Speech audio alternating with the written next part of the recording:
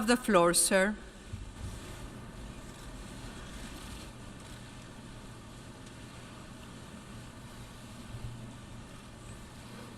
Madam President, Mr. Secretary General, world leaders, ambassadors, and distinguished delegates, 1 year ago I stood before you for the first time in this grand hall.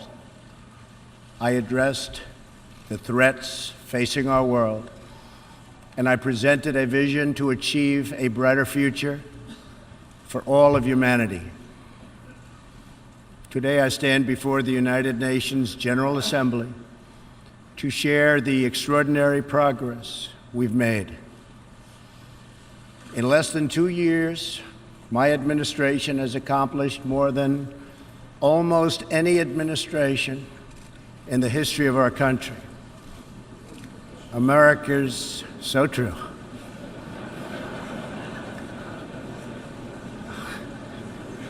Didn't expect that reaction, but that's okay.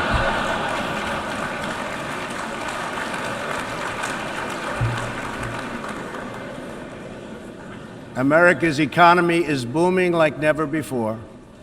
Since my election, we've added $10 trillion in wealth. The stock market is at an all-time high in history, and jobless claims are at a 50-year low. African American, Hispanic American, and Asian American unemployment have all achieved their lowest levels ever recorded. We've added more than 4 million new jobs, including 500,000 manufacturing jobs. We have passed the biggest tax cuts and reforms in American history.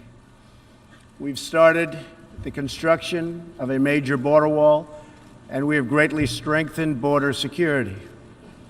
We have secured record funding for our military, $700 billion this year, and $716 billion next year. Our military will soon be more powerful than it has ever been before. In other words, the United States is stronger, safer, and a richer country than it was when I assumed office less than 2 years ago. We are standing up for America and for the American people, and we are also standing up for the world. This is great news for our citizens and for peace-loving people everywhere. We believe that when nations respect the rights of their neighbors and defend the interests of their people, they can better work together to secure the blessings of safety, prosperity, and peace. Each of us here today is the emissary of a distinct culture, a rich history, and a people bound together by ties of memory, tradition, and the values that make our homelands like nowhere else on earth. That is why America will always choose independence and cooperation over global governance, control, and domination. I honor the right of every nation in this room to pursue its own customs, beliefs, and traditions. The United States will not tell you how to live or work or worship. We only ask that you honor our sovereignty in return. From Warsaw to Brussels to Tokyo to Singapore, it has been my highest honor to represent the United States abroad. I have forged close relationships and friendships and strong partnerships with the leaders of many nations in this room, and our approach has always yielded incredible change. With support from many countries here today, we have engaged with North Korea to replace the specter of conflict with a bold and new push for peace. In June, I traveled to Singapore to meet face-to-face with North Korea's leader, Chairman Kim Jong-un. We had highly productive conversations and meetings, and we agreed that it was in both countries' interest to pursue the denuclearization of the Korean Peninsula. Since that meeting, we have already seen a number of encouraging measures that few could have imagined only a short time ago. The missiles and rockets are no longer flying in every direction. Nuclear testing has stopped. Some military facilities are already being dismantled. Our hostages have been released, and as promised, the remains of our fallen heroes are being returned home to lay at rest in American soil. I would like to thank Chairman Kim for his courage and for the steps he has taken, though much work remains to be done. The sanctions will stay in place until denuclearization occurs. I also want to thank the many member states who helped us reach this moment, a moment that is actually far greater than people would understand, far greater, but for also their support and the critical support that we will all need going forward. Special thanks to President Moon of South Korea, Prime Minister Abe of Japan, and President Xi of China. In the Middle East, our new approach is also yielding great strides and very historic change. Following my trip to Saudi Arabia last year, the Gulf countries opened a new center to target terrorist financing. They are enforcing new sanctions, working with us to identify and track terrorist networks, and taking more responsibility for fighting terrorism and extremism in their own region. The UAE, Saudi Arabia, and Qatar have pledged billions of dollars to aid the people of Syria and Yemen, and they are pursuing multiple avenues to ending Yemen's horrible, horrific civil war. Ultimately, it is up to the nations of the region to decide what kind of future they want for themselves and their children. For that reason, the United States is working with the Gulf Cooperation Council, Jordan, and Egypt to establish a regional strategic alliance so that Middle Eastern nations can advance prosperity, stability, and security across their home region. Thanks to the United States military and our partnership with many of your nations, I am pleased to report that the bloodthirsty killers known as ISIS have been driven out from the territory they once held in Iraq and Syria. We will continue to work with friends and allies to deny radical Islamic terrorists any funding, territory, or support, or any means of infiltrating our borders. The ongoing tragedy in Syria is heartbreaking. Our shared goals must be the de-escalation of military conflict, along with a political solution that honors the will of the Syrian people.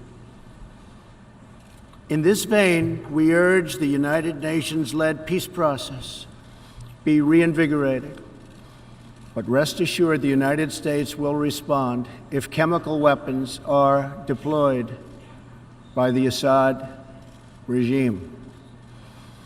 I commend the people of Jordan and other neighboring countries for hosting refugees from this very brutal civil war. As we see in Jordan, the most compassionate policy is to place refugees as close to their homes as possible, to ease their eventual return to be part of the rebuilding process. This approach also stretches finite resources to help far more people, increasing the impact of every dollar spent. Every solution to the humanitarian crisis in Syria must also include a strategy to address the brutal regime that has fueled and financed it, the corrupt dictatorship in Iran.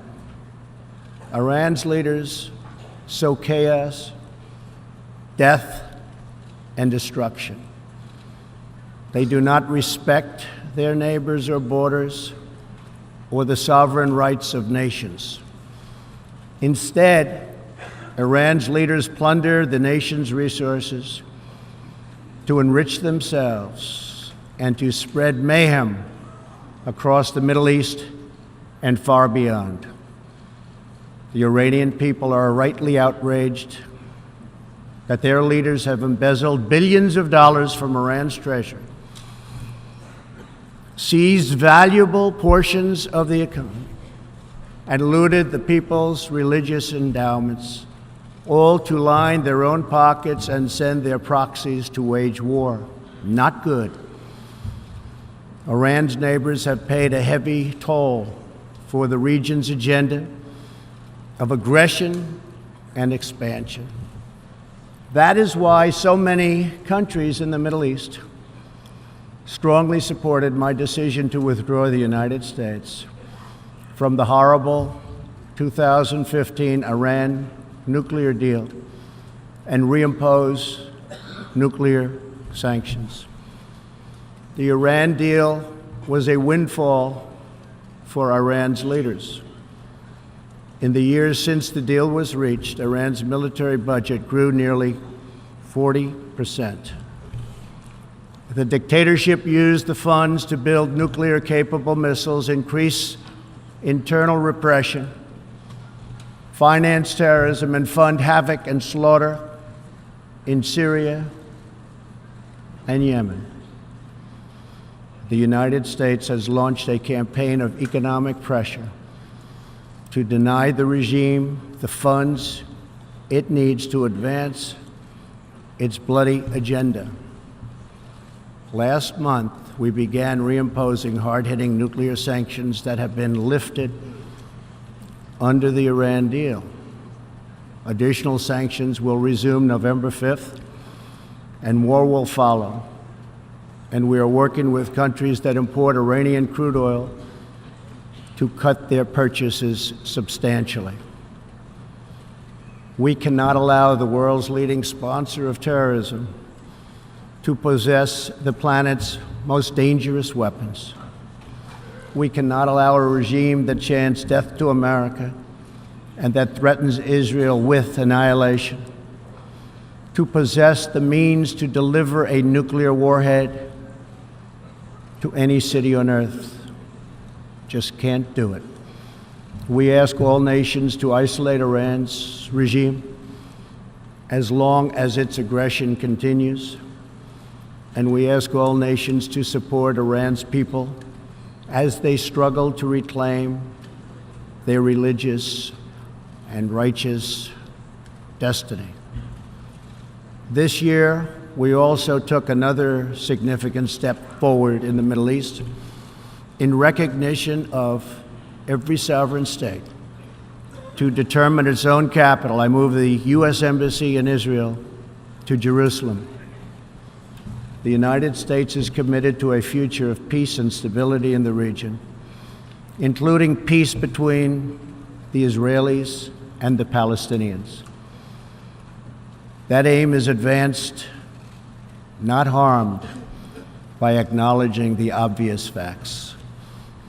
America's policy of principled realism means we will not be held hostage to old dogmas, discredited ideologies, and so-called experts who have been proven wrong over the years, time and time again.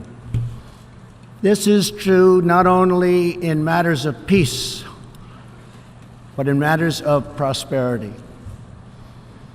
We believe that trade must be fair and reciprocal. The United States will not be taken advantage of any longer. For decades, the United States opened its economy, the largest by far on earth, with few conditions. We allowed foreign goods from all over the world to flow freely across our borders. Yet, other countries did not grant us fair and reciprocal access to their markets in return. Even worse, some countries abuse their openness to dump their products, subsidize their goods, target our industries, and manipulate their currencies to gain unfair advantage over our country. As a result, our trade deficit ballooned to nearly $800 billion a year. For this reason, we are systematically renegotiating broken and bad trade deals. Last month, we announced a groundbreaking U.S.-Mexico trade agreement. And just yesterday, I stood with President Moon to announce the successful completion of the brand new U.S.-Korea trade deal. And this is just the beginning. Many nations in this hall will agree that the world trading system is in dire need of change. For example, countries were admitted to the World Trade Organization that violate every single principle on which the organization is based. While the United States and many other nations play by the rules, these countries use government-run industrial planning and state-owned enterprises to rig the system in their favor. They engage in relentless product dumping, forced technology transfer, and the theft of intellectual property. The United States lost over 3 million manufacturing jobs, nearly a quarter of all steel jobs, and 60,000 factories after China joined the WTO. And we have racked up $13 trillion in trade deficits over the last 2 decades. But those days are over. We will no longer tolerate such abuse. We will not allow our workers to be victimized, our companies to be cheated, and our wealth to be plundered and transferred. America will never apologize for protecting its citizens. The United States has just announced tariffs on another $200 billion in Chinese-made goods, for a total so far of $250 billion. I have great respect and affection for my friend, President Xi, but I have made clear our trade imbalance is just not acceptable. China's market distortions and the way they deal cannot be tolerated. As my administration has demonstrated, America will always act in our national interests.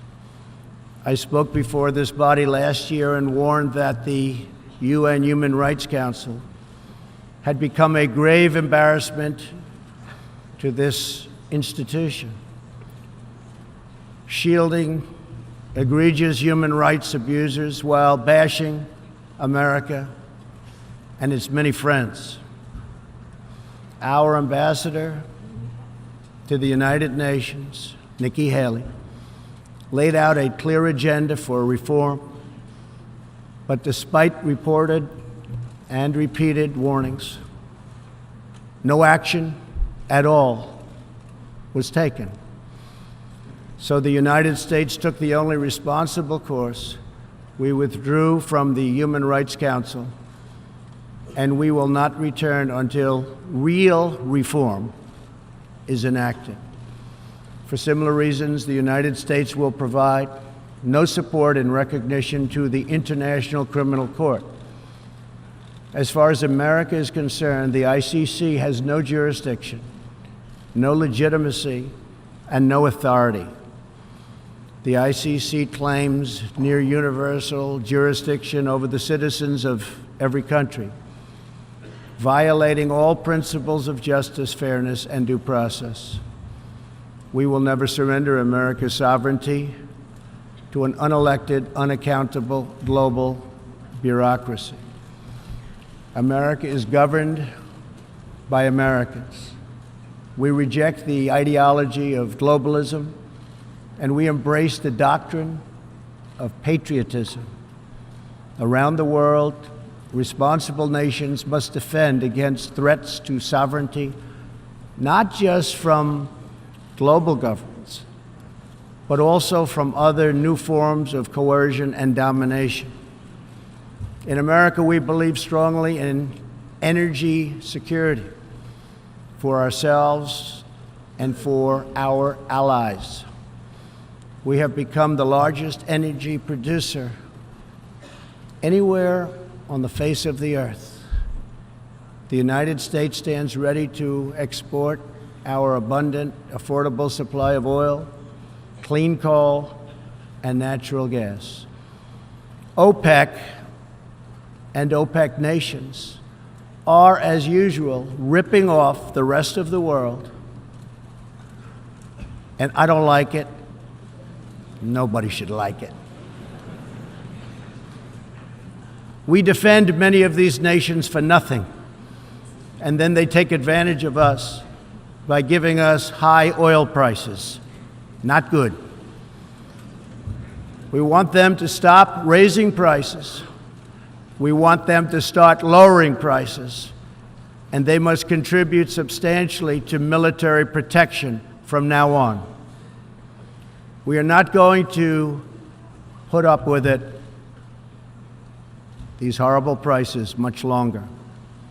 Reliance on a single foreign supplier can leave a nation vulnerable to extortion and intimidation. That is why we congratulate European states such as Poland for leading the construction of a Baltic pipeline so that nations are not dependent on Russia to meet their energy needs. Germany will become totally dependent on Russian energy if it does not immediately change course. Here in the Western Hemisphere, we are committed to maintaining our independence from the encroachment of expansionist foreign powers. It has been the formal policy of our country since President Monroe that we reject the interference of foreign nations in this hemisphere and in our own affairs. The United States has recently strengthened our laws to better screen foreign investments in our country for national security threats. And we welcome cooperation with countries in this region and around the world that wish to do the same. You need to do it for your own protection. The United States is also working with partners in Latin America to confront threats to sovereignty from uncontrolled migration. Tolerance for human struggling and human smuggling and trafficking is not humane. It's a horrible thing that's going on at levels that nobody has ever seen before. It's very, very cruel. Illegal immigration funds, criminal networks, ruthless gangs, and the flow of deadly drugs. Illegal immigration exploits vulnerable populations, hurts hardworking citizens, and has produced a vicious cycle of crime, violence, and poverty. Only by upholding national borders, destroying criminal gangs, can we break this cycle and establish a real foundation for prosperity. We recognize the right of every nation in this room to set its own immigration policy in accordance with its national interests, just as we ask other countries to respect our own right to do the same, which we are doing. That is one reason the United States will not participate in the new Global Compact on Migration. Migration should not be governed by an international body unaccountable to our own citizens. Ultimately, the only long-term solution to the migration crisis is to help people build more hopeful futures in their home countries, make their countries great again. Currently, we are witnessing a human tragedy, as an example, in Venezuela. More than 2 million people have fled the anguish inflicted by the socialist Maduro regime and its Cuban sponsors. Not long ago, Venezuela was one of the richest countries on earth. Today, socialism has bankrupted the oil-rich nation and driven its people into abject poverty. Virtually everywhere socialism or communism has been tried, it has produced suffering, corruption, and decay. Socialism's thirst for power leads to expansion, incursion, and oppression. All nations of the world should resist socialism and the misery that it brings to everyone. In that spirit, we ask the nations gathered here to join us in calling for the restoration of democracy in Venezuela. Today we are announcing additional sanctions against the repressive regime, targeting Maduro's inner circle and close advisors. We are grateful for all of the work the United Nations does around the world to help people build better lives for themselves and their families. The United States is the world's largest giver in the world by far of foreign aid, but few give anything to us. That is why we are taking a hard look at U.S. foreign assistance that will be headed up by Secretary of State Mike Pompeo. We will examine what is working, what is not working, and whether the countries who receive our dollars and our protection also have our interests at heart. Moving forward, we are only going to give foreign aid to those who respect us and, frankly, are our friends. And we expect other countries to pay their fair share for the cost of their defense. The United States is committed to making the United Nations more effective and accountable. I have said many times that the United Nations has unlimited potential. As part of our reform effort, I have told our negotiators that the United States will not pay more than 25% of the UN peacekeeping budget. This will encourage other countries to step up, get involved, and also share in this very large burden. And we are working to shift more of our funding from assessed contributions to voluntary, so that we can target American resources to the programs with the best record of success. Only when each of us does our part and contributes our share can we realize the UN's highest aspirations. We must pursue peace without fear, hope without despair, and security without apology.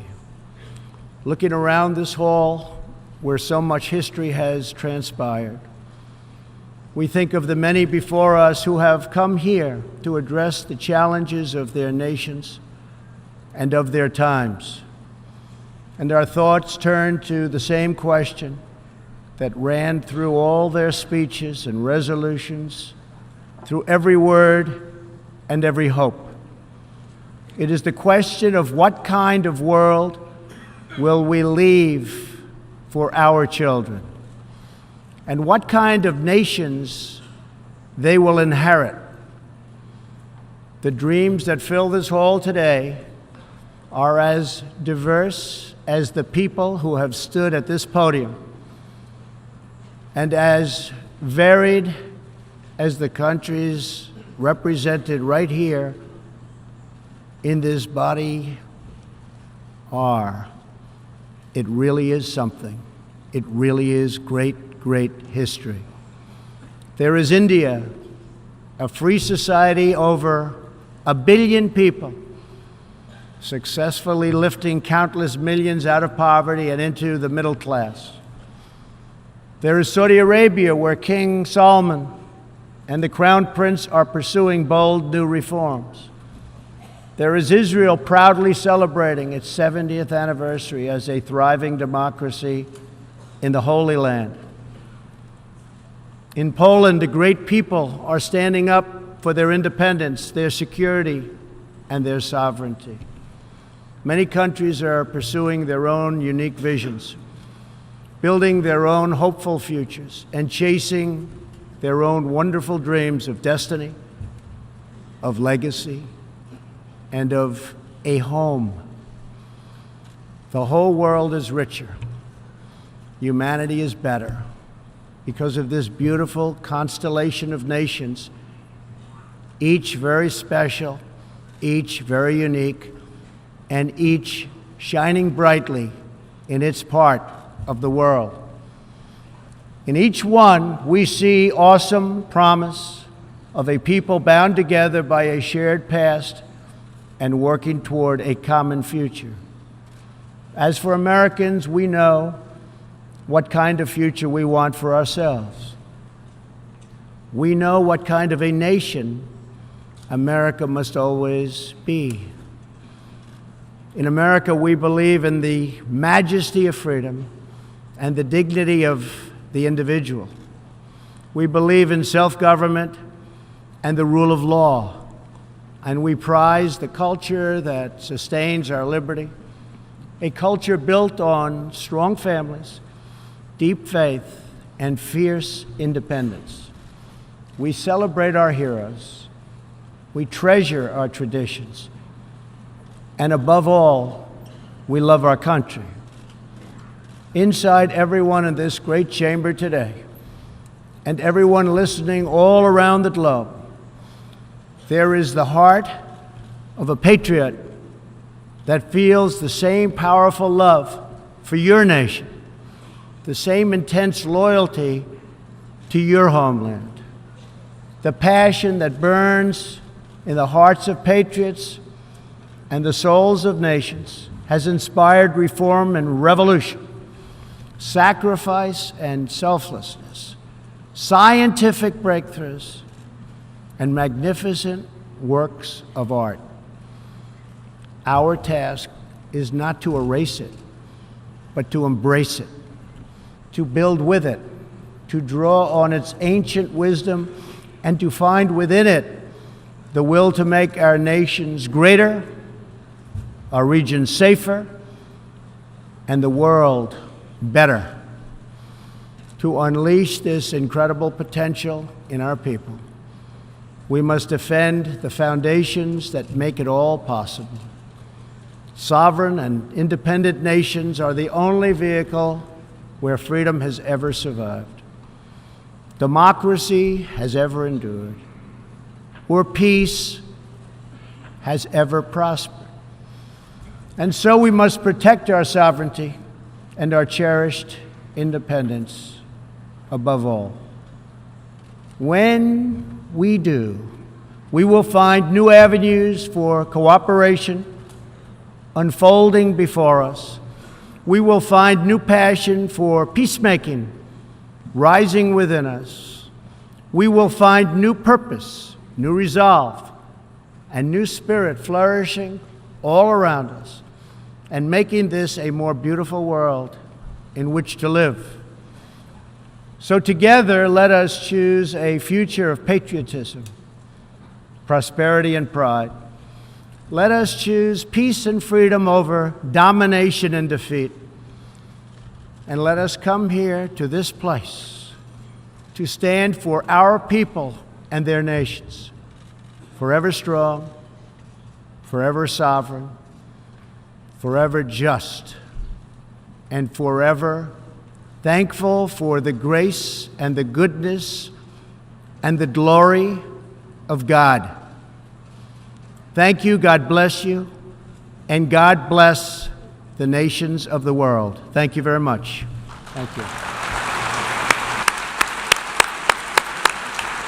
On behalf of the General Assembly, I wish to thank the President of the United States of America for the statement just made. May I request representatives to remain seated while we greet the President, after which the meeting will stand suspended for 5 minutes.